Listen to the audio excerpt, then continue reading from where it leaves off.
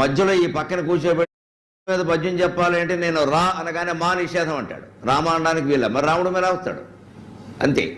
రా అన్న తర్వాత మా అనకూడదు. పోనీ రాముడు రావాలి కదా మా అనకూడదు కదా అని ఘ అందామని రాఘ అన్నాను అనుకోండి, నేను రాఘవ అంటాడనమాట. రాఘవుడు అంటే రాముడే కదా అని ఊహించి ఆయన వా నిషేధం అంటాడు. ఆ రాఘ అలాగే ఉండాలి, నువ్వేం వేస్తావో వెయ్యాలి, రాముడనే అర్థం రావాలి, రాఘవుడు అనడానికి వీలి. ఇది నిషిద్ధాక్షరి. ఇలా మొత్తం పాదానికి ఒక 10 అక్షరాలు చెప్పాలి, 4 పాదాల్లో 40 అక్షరాలు చెప్పాలి. మొత్తం పద్యం అంతా కలిపితే రాముడి యొక్క కథ రామాయణం రావాలి. అడుగడుక్కే ఆయన అడ్డుకుంటాడు. దీన్ని ఇంత గంభీరంగా మేము ఆలోచించి జాగ్రత్తగా ఏదో చేసుకుంటూ వస్తే మధ్యలో ఈ పక్కన కూర్చోబెట్టిన ఆయన పక్కకి లాగుతాడు. ఏమంటే దయ్యాలు రాత్రి ఎందుకు కనపడితే పగలు ఎందుకు కనపడమంటాడు. పగలు మనం ఉన్నాం కదా, అంతకంటే భయంకరంగా మనకి భయపడేవి కనపడలేదు. పగలు మనల్ని చూసి అవి భయపడతాయి, అందుకే కనపడవు. రాత్రి వాటిని చూసి మనం భయపడతాం. ఆయన చంద్రుడు పగలే, సూర్యుడు రాత్రి కాదండి, చంద్రుడు పగలు కూడా ఉంటాడు, నక్షత్రాలు పగలు కూడా ఉంటాయి. రాత్రి మొత్తం అవి ఎక్కడికి నాశనమో అక్కడే ఉంటాయి. పగలు మనకు కనపడవు, ఎందుకంటే సూర్యకాంతి కారణంగా. అంతే దయ్యాలైనా అంతేనైనా, నువ్వు నేను ఉన్నాం కదా దయ్యాల కంటే భయంకరంగా, అందుకని అవి కనపడవు. మనం రాత్రి మనం ఉన్నాం కాబట్టి అవి కనపడతాయి. ఈ సరదా సమాధానం చెబుతూనే మళ్ళీ రాముడు పద్యంలోకి వెళ్ళాలి. రాగా అన్నం తర్వాత ఏం వేసాం అన్న దాంట్లోకి వెళ్ళిపోవాలి.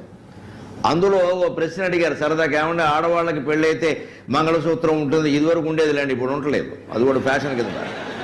ఇప్పుడు మంగళసూత్రం అంటే రోజుకో మంగళసూత్రం. ఆకుపచ్చ చీర కడితే ఆకుపచ్చ గొలుసు, ఎర్ర చీర కడితే ఎర్ర గొలుసు, తెల్ల చీర కడితే తెల్ల గొలుసు.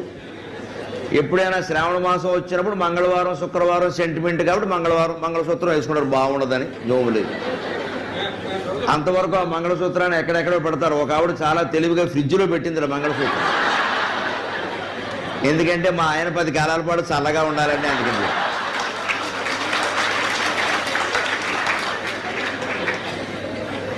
మళ్ళీ కష్టం కదా, మన చల్లగా ఉండాలి, అయితే వేడెక్కిపోతాడు బయటకు వచ్చారు అని. ఆడవాళ్ళకి పెళ్ళైతే గుర్తుగా మంగళసూత్రం ఉంటుందండి, మగవాళ్ళకి పెళ్ళైతే ఏముంటుంది అన్నారు. పెళ్ళైతే గుర్తుండాలి కదా, మరి ఆడవాళ్ళకి గుర్తుగా మంగళసూత్రం ఉంటుందండి, మగవాళ్ళకి ఏముంటుందన్నారు. ఏడుపు మొహం ఉంటుంది చూసుకొని చెప్పాను.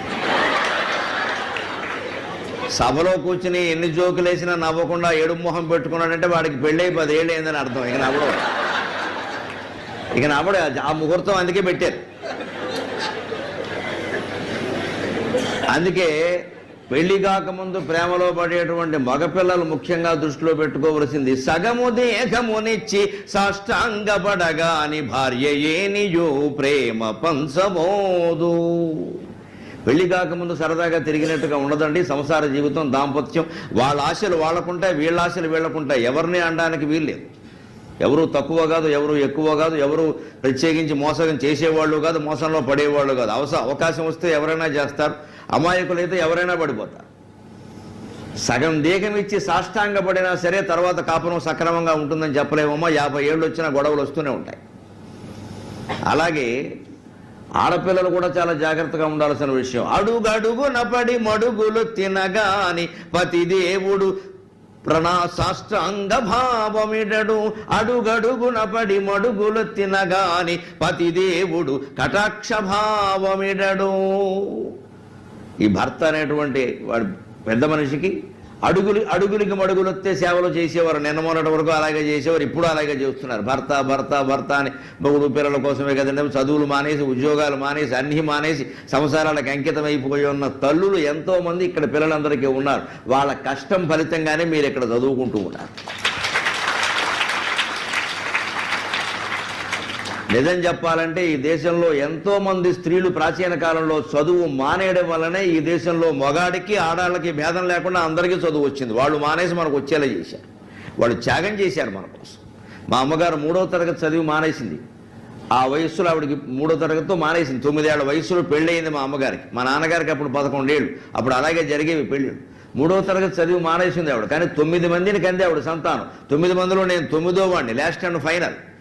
నన్ను కూడా 300 అష్టావధానాలు, 100 శతావధానాలు, ఒక సహస్రావధానం చేసి ఇలాగ 500 మంది విద్యార్థులు కాకుండా 1000 మంది విద్వాంసులు కూర్చొని ఉంటే వాళ్ళు అడిగినటువంటి పద్యాలు 1000 పద్యాలని 20 రోజుల్లో 4 వాయిదాల్లో రోజుకు ఒక పాదం చెప్పను. మొదటి రౌండ్లో అందరికీ 1000 మందికి ఒకటో పాదం మాత్రమే. మళ్ళీ 5 రోజుల తర్వాత రెండో ఆవృత్తి వస్తుంది, రెండో రౌండ్, సెకండ్ రౌండ్. దాంట్లో ఎవరు లేచి నిలబడతారు, ఊరికే మీ పేరు ఇది, మీరు అడిగిన పద్యం ఇది, నేను చెప్పిన పాదం ఇది అని మొదటి పాదం చెప్పి మళ్ళీ రెండో రౌండ్లో రెండో పాదం చెప్పాలి. అలా 10 రోజులు అయ్యాక 11వ రోజున 3వ రౌండ్ మొదలైనప్పుడు 2 పాదాలు పాదం అప్పగించి 3వ పాదం చెప్పాలి. మళ్ళీ 15 రోజులు అయ్యాక 3 పాదాలు ముగించి అప్పగించి 4వ పాదం చెప్పాలి. ఇలా 4, 5, 20 రోజుల్లో 1000 మందికి 1000 పద్యాలు పూర్తి చేసి 21వ రోజున 1000 పద్యాలు ఎక్కడ పుస్తకం చూడకుండా, సెల్ ఫోన్ లేకుండా, స్మార్ట్ ఫోన్ లేకుండా, కంప్యూటర్ లేకుండా కేవలం బుర్రలో పెట్టుకుని 1000 పద్యాలు అప్పగించాలి. అలా అప్పగించగలిగిన ధీశాల కింద 3వ తరగతి చదివిన మా అమ్మ నన్ను తయారు చేసి